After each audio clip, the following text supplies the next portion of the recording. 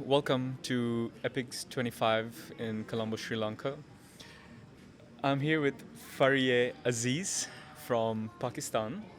Farieha, for the people that may not know you, could you please give a quick introduction? Doesn't have to be quick, actually. Introduction, who you are, what do you do, and what are you doing here today? Sure, thank you. So my name is Farieha Aziz. I'm based in Pakistan, Karachi. I'm a journalist by profession and also the co-founder of Bolo Bhi, which is a digital rights policy advocacy group. All right. And this time, Epics brings you to Sri Lanka. Yes. So, how was this connection made for you to be in this global summit? So actually, it was a regional meet last year where some of us had gotten together, including Omar from Factum, and this at that time we were all together sort of in Nepal, and we did then continue those regional collaborations and conversations because there's so much similarity. And there's so much potential for collaboration as well. And that essentially has culminated over a year later. I mean, there was a white paper that all of us sort of, contributed to as well to paint South Asia. So basically, what's happening in South Asia, the global South, putting it on the map, and also what are the distinct issues in our regions. Obviously, our respective countries, there are certain peculiarities, but there are similarities. And so just putting that experience together, putting it out there, and so now we see a manifestation of that in Epics. That's amazing. I think I spoke to Usama, Yes. who was also a co-founder of Bolo Bhi. Yes. I really like the concept. Bolo Bhi, speak up. Yeah. From the branding itself, you're just trying to make a mark. And since you said you're a co-founder, what made you, or what inspired you to come up with this? It's not an NGO anymore, is it? It's we started out as a registered organization. We still registered, but it was a conscious shift away from being in the development sector space to now we run as a non-funded umbrella group of citizens and advocacy groups, putting our voice out there, collaborating with others in this space. And in 2012, actually, we started this prior to there being any digital legislation in Pakistan, but there was always website blocking that would happen. And actually, how we all sort of banded together, different people who did come together to form a Bolo Bhi, was in 2010. I was still working at the news magazine at the time. Facebook was blocked for a month in Pakistan. And it was a press conference that I went to cover, ended up getting caught over there with one of the organizers because it was a bit of a controversial issue. Facebook had been banned on account of blasphemous caricatures, and the audience there, especially sort of right-wing groups outside who were protesting, misconstrued the organizers' position, so they sort of barged into the press club. We got caught in this hostage situation. Wow. And then I went back and reported on it for my magazine.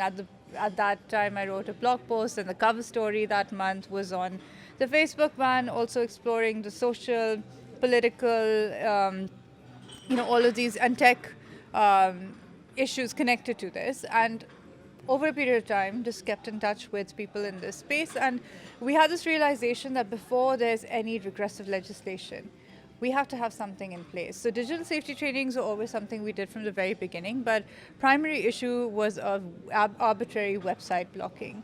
And we began with that, we litigated, and then I was also appointed as an amicus curiae by the Lahore High Court, which is essentially a friend of court, to assist the court because YouTube was also blocked in Pakistan for 3 years. Wow. In 2012, it got blocked. But I mean, obviously, we formed Bolo Bhi prior to the blocking of YouTube, so it wasn't just about one platform. And so from dealing with platform blocking and digital safety, then comes along the cybercrime law, which we anticipated eventually at some point there's going to be law and legislation. And that law we anticipated again would be used to stifle dissent, as it has. And now we've had a 9-year run with that law. And we've seen more draconian amendments made to it. So that essentially has been sort of the process. So it seems, or it sounds to me that from the beginning, the government had been restricting the people not of free speech, but more of being able to use the platforms maybe Their access, yes. Their in access fear was of curtailed. retaliation. So, different things. Over a period of time, sometimes it was national security, sometimes it was blasphemous content, pornographic content. These are typically what was used to block entire platforms. Now, the reason why the government would say the reason why the entire platform would be blocked is because the companies obviously don't have a presence, and still today don't have a presence in Pakistan. So then Pakistani law doesn't apply to them, right? However, only they can restrict or remove a piece of content. Now, obviously, with their what they've done, and for example, with the example of YouTube, they provided interstitial screens or warning screens where they didn't have a country level domain. Pakistan, they did not have a country level domain. On global, the website, they were not restricting or blocking that video. But of course, the interstitial wasn't acceptable. YouTube was not unblocked until a .pk domain was launched for Pakistan. So sometimes it is, yeah, it's various different things, reasons that are presented, but there's a lot of political blocking that also takes place, which is why we litigated. And not only that, not only just the content, but the fact that at that time when they were doing all of this, there was no sanction in law for the government to arbitrarily just do this, because things would get blocked, you didn't know who did it, what the reasons were, it wasn't transparent at all. And people almost had no say. No, people had no say. You could litigate, you could go to court, but that was about it. And so there wasn't a law. So that's why they then, after this litigation, the government of the day, because successive governments have done this, the same practice, they said, okay, well, now we're going to enact a law and give the regulator powers to block it, right? So previously, there was a shadowy committee. Nobody knew how it was done. Then they just wrote it into the law. Wow. Yeah. That's interesting. Yeah. That's interesting. I mean, the fact that maybe some positive things, because the fact that they wanted a local domain before allowing it, it seems it has good intentions behind it, but maybe... So we, at the time, and I still recall the title of that press release, where we said that don't make localization a one-stop shop for censorship. And here's the problem where we on the one hand face government overreach, but then on the other hand company compliance. And what about the users, That's right? true. What about their expression, their privacy? And it's not, the problem here was not, and what we distinguished is that all of YouTube was blocked over one particular video, right? Also, people didn't know about the video until the bans were in place. So why are you promoting something that you don't want people to go to? And also, unless you are making an effort to go to it, it's not like television that you'll suddenly see it. There's so much content on the internet, right? And removing is also this game of whack-a-mole. You can remove one thing, then it's going to pop up again, etc. So you really have to figure out what it is that going about regulation, we had recommended self-regulation at the household level if you want to protect children, opt-in services that ISPs and others can provide, or platforms can provide. But for the state to take on this role of internet nanny, Yes. that's something yes. that we didn't think Understand. was okay. Since we're at the epics and the topic of discussion is information integrity, right? And I think you're in a very well placed, you're very well placed within your country, maybe for me to ask this question. What is the current state of information integrity in Pakistan? Look, we've just come out of, last year we had our elections, and soon after, X was blocked and it remained Yes. blocked for a year. And strangely enough, unannounced, the ban on X was lifted, it seems, during a conflict, with the India-Pakistan conflict that just played out, a few weeks ago. And here, of course, from the election context, but also during conflict, where they're contesting narratives, right? What is the truth? What isn't the truth, right? That is something that, and typically at a time like this, it's state authorities or the forces putting out certain things. So do you have access to other views, critical views, etc.? Surprisingly for us at this time, we did have access. X was restored. we had access to international media, we had access to Indian media. Now, this level of transparency doesn't, it's not the norm, right? Usually, at a time of conflict, national security is cited as a reason to shut down internet Yes. services, platforms, etc. But my belief is, in this particular context, I think it worked to the government's advantage because citizens were responding, correcting, fact-checking, dispelling misinformation, disinformation in real time in a manner that benefited the government, right? And we saw that in real time as it was playing out. If somebody, for example, said that, oh, this place has been razed to the ground, or people, there were eyewitness accounts, and others were saying, no, well, that's not happened. For example, I'm from Karachi, and there was disinformation going around that Karachi port has been destroyed. Now, we knew that that didn't happen. We heard nothing, we saw nothing. People went out to the port and it was perfectly fine. So, those kind of things were happening. But of course, in the electoral context as well, the reason why I got blocked is because a lot of people were posting about election rigging. They were posting forms, and it's an international audience, right? X more so than others. It's politically more relevant, at least in the Pakistani context and otherwise. But it becomes very difficult. You can check whether a picture or video was used or from a prior conflict and is being used now, but what do you do about claims, in terms of third-party verification, and especially at a time of conflict, whether something's been downed or not, or whether, even a state claim is verifiable or not, and also the environment you operate in, because fact-checking can essentially mean that you are calling into question the official narrative, and that also can have consequences. So, surprisingly enough, during that national conflict, it was the community that did the regulation, funnily enough. Yes, right? actually. And so it was users, and from being labeled previously, so during the election context and after, and especially in relation to a political party, which, the previous Prime Minister, who was Imran Khan, is jailed in his political party, and others. So the coinage of the term was digital terrorists. And suddenly in the press during this conflict, it's cyber warriors and information warriors. And how do we just jump and make this transition? Not that, everything has gone back to normal. The dissent, there's still a crackdown. Even after, immediately, we saw that the cybercrime law and the newly enacted provisions of false and fake information were used to charge people. In fact, there was a 60-something rickshaw driver, a tuk-tuk driver, right, who was charged. And the thing is that people who do have some level of digital literacy were not able to sift fact from fiction at this time. How can you charge somebody who obviously can either fall prey, doesn't have that amount of literacy? And that's the problem with how laws get weaponized in that context. And always not for the benefit of the people, right? I would say never. Yeah, but, that's true. Rarely. That is true. Yeah. I heard that the current, if you get charged, it's either 3 years or 2 million rupees.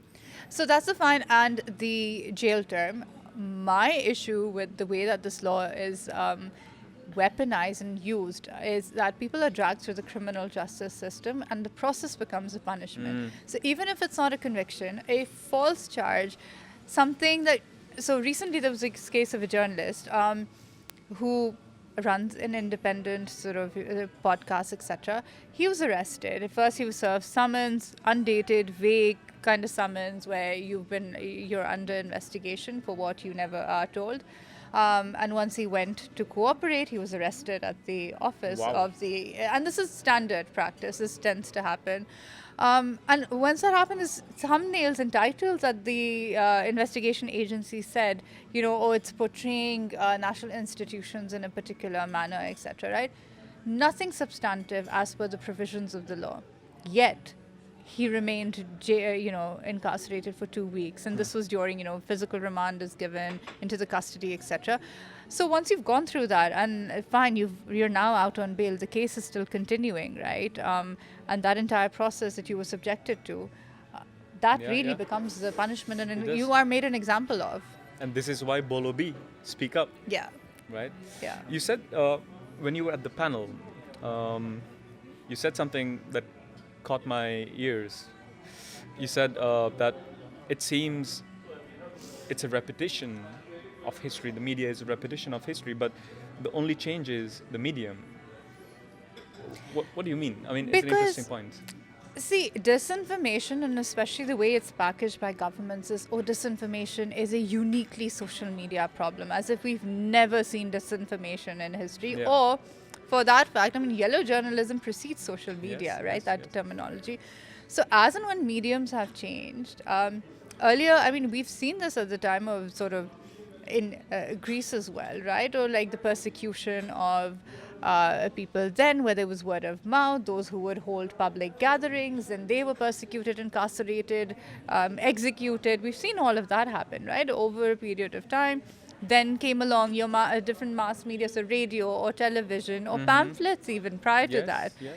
So all of that, eveningers has a particular negative connotation and that's the distinction between sort of your more serious daily newspapers and then the eveningers, which are sort of more sensationalist. And then you had the advent of television and the breaking news phenomena and, all of this. So it's not it's something we've seen. Yes, social media and the virality and the reach, and there are certain unique specifications that you need to address.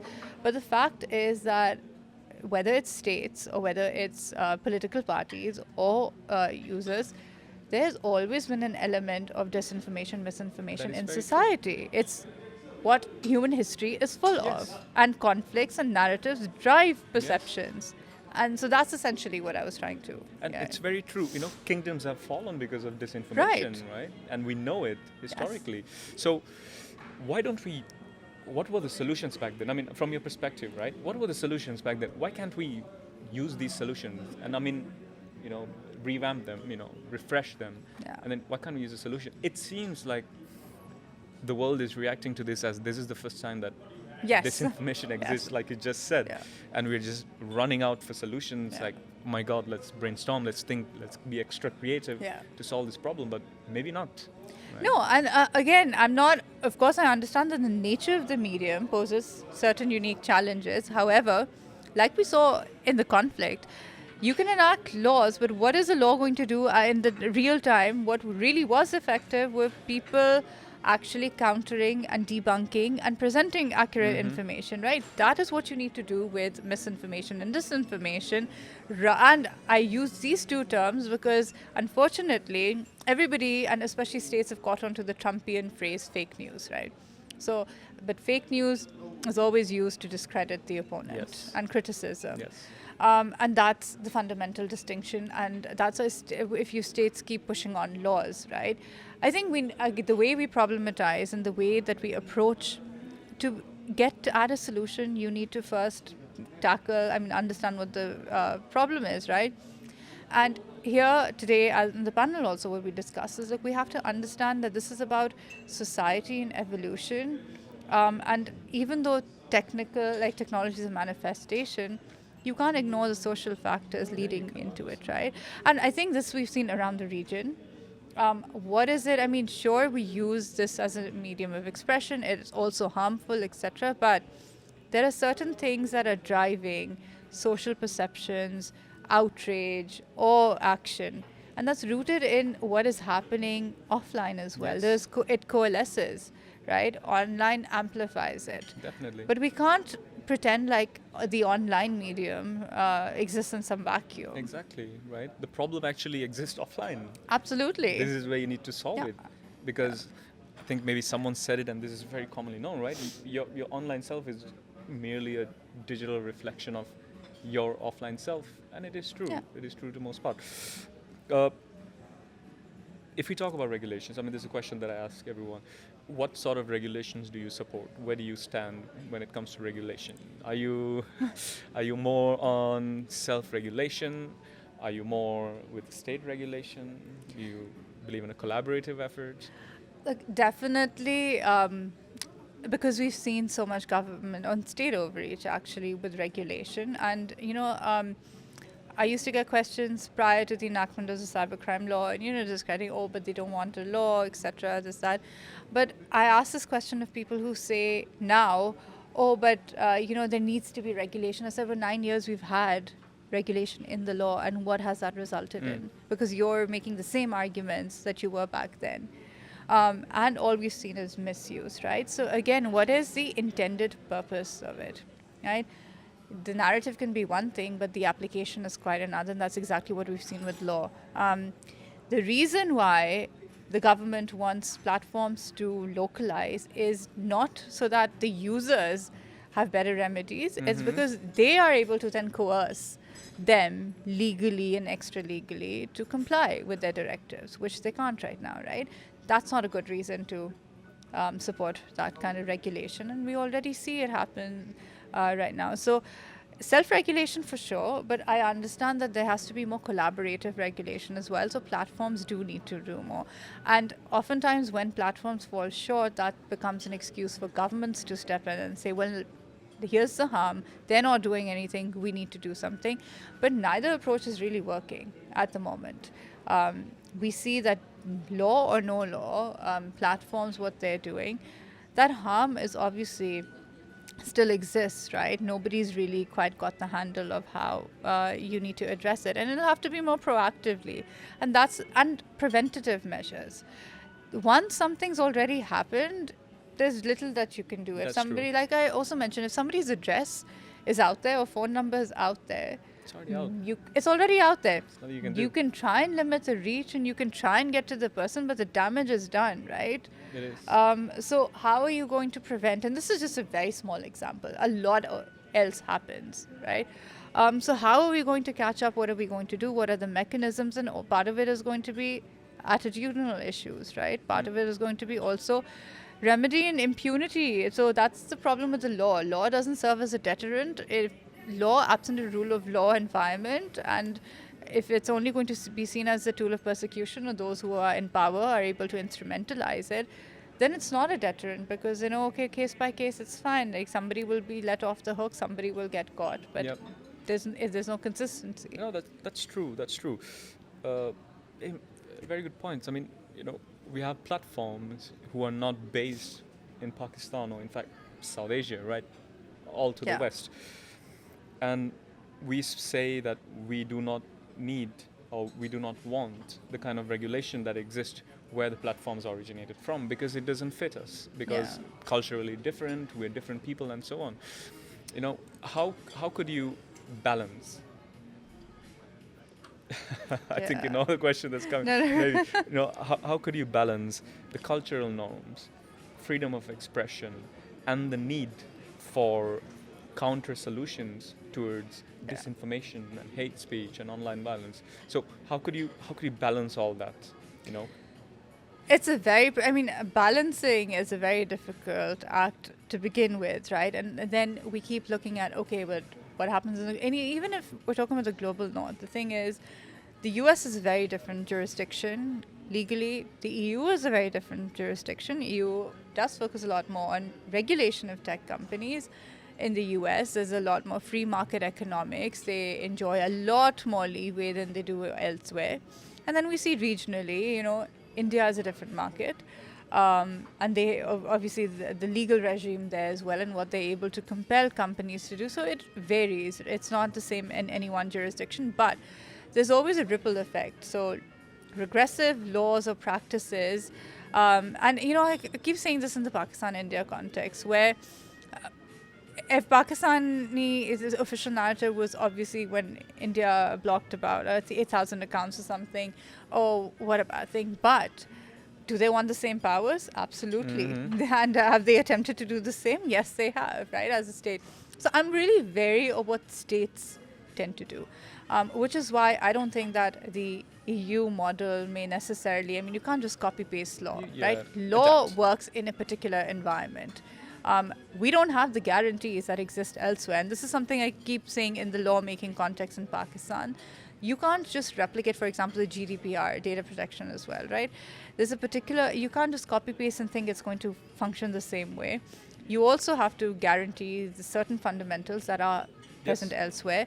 There is rule of law, and we right now are veering towards rule by law. You're able to enact whatever law you want for your own purposes, and then say, oh, but this is now legal, Yes. right? But is it constitutional? Is it right?